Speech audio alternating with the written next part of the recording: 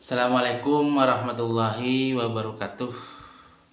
Bagaimana kabarnya semuanya, teman-teman semuanya ya, yang jauh di sana, yang dekat di sini semuanya, para teman-teman subscriber saya, penonton saya semuanya lah, yang mendengar, yang tetap merindukan info-info atau ilmu-ilmu tentang fikih, tentang ilmu pengetahuan sehari-hari. Insya Allah ketika nonton video ini, ketika diniati ibadah, maka semuanya akan ibadah, akan jadi ibadah. Jadi waktu kita digunakan untuk mengaji, jadi bergunalah. Yang jelas mudah-mudahan kita semua, jenengan semua yang jauh di sana, yang dekat di semuanya, mudah-mudahan tetap dalam kondisi sehat walafiat, rezekinya dimudahkan oleh Allah, rezekinya dilancarkan oleh Allah, segala urusannya mudah-mudahan tetap lancar dan sukses. Amin ya rabbal alamin. Sehat selalu ya semuanya. Baru datang capek ini. Alhamdulillah ini bisa jumpa kembali, masuk ke pasal 37 ya.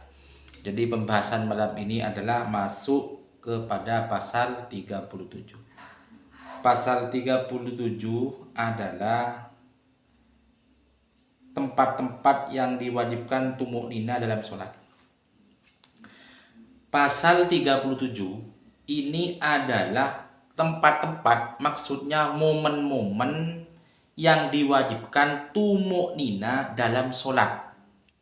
Ya, berdiam diri sebentar dalam sholat. Ini ada berapakah? Ini ada 4. Faslun, bismillahirrahmanirrahim. Faslun arkanul lati talzamahu, ini fima at-tuma'nina arba'atun ar-ruku' wal i'tidal was sujud wal julusu bainas sajadataini. Ada 4 tempat momen yang harus kita diam sebentar. Yang pertama, kapan waktunya? Ketika ruku. Jadi ini ketika membungkuk ya, ketika ruku. Ini subhana rabbiyal azim wa bihamdi, subhana rabbiyal azim wa bihamdi, subhana rabbiyal. Ini berdiam diri. Berdiam diri. Itu yang pertama ya, ketika ruku. 2, ketika i'tidal. Jadi setelah ruku i'tidal, setelah ruku kita berdiri. Nah, berdiri itu kita juga berdiam diri sebentar. Ya. Terus nomor 3 ada sujud. Sujud itu subhana rabbiyal a'la wa bihamdi, subhana rabbiyal a'la wa bihamdi, subhana rabbiyal a'la. Ketika itu berdiam diri. Mantapkan hati, mantapkan jiwa. Dahi ini tekankan kepada tanah. Ingat, nanti kalau kita mati juga akan dikubur dalam tanah ini, dimasukkan dalam tanah ini. Ini yang ini calon, ini jenazah hidup dan calon jenazah yang akan kita kubur dan kelak akan menyatu dengan tanah ini. Begitu. Jadi ketika ingat itu, ketika ingat rendahnya diri kita, rendahnya badan ini, maka semuanya akan tertunduk malu kepada Allah Subhanahu wa taala. Ketika kita merasa rendah, ketika merasa malu kepada Allah Subhanahu wa taala, biasanya hati jadi lembut, jiwa jadi tenang, dan sholat kita mudah diterima oleh Allah Subhanahu wa taala. Ya. Jadi kalau sudah sholat diterima oleh Allah Subhanahu wa taala, semuanya akan berjalan dengan apa? Dengan sukses. Terutama jiwa kita akan tenang, hati kita akan lembut. Terus nomor 4 itu duduk di antara 2 sujud. Ya, at-tahiyatul mubah, duduk di antara 2 sujud. Itu juga berdiam diri sebentar. Ini ada rangkaian sholat, hal-hal dalam sholat yang harus kita lakukan, yang harus kita urut-urut, yang harus kita tertibkan dari awal sampai akhir. Jadi kalau yang awal tidak bisa taruh di akhir, dan akhir tidak bisa taruh di awal. Ini adalah sholat, karena sholat ini akan menentukan masa depan ibadah kita, akan menentukan kelak ketika kita ditanya oleh Allah, ketika kita diuji oleh malaikat. Jadi yang ditanyakan itu pertama adalah sholat. Kalau sholatnya sukses, sholatnya baik, sholatnya diterima oleh Allah Subhanahu wa taala, maka amal-amal yang baik juga akan mengikutinya.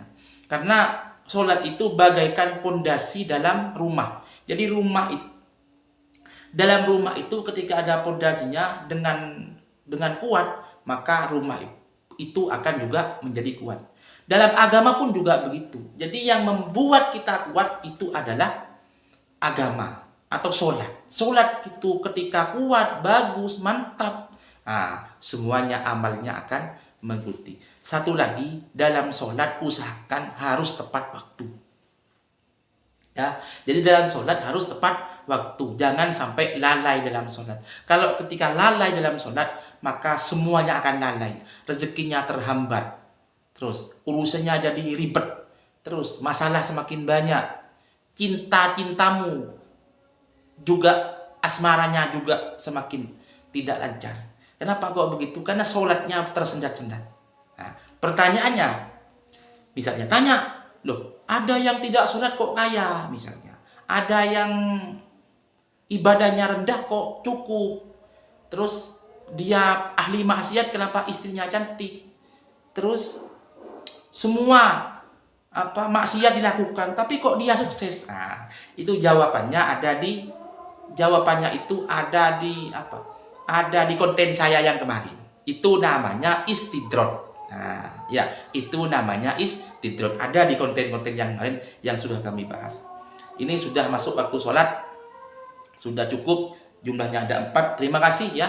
Kami akhiri. Sukses selalu. Salam sukses ya. Ini buat Bang Udin, Inbang Info Bebas Channel.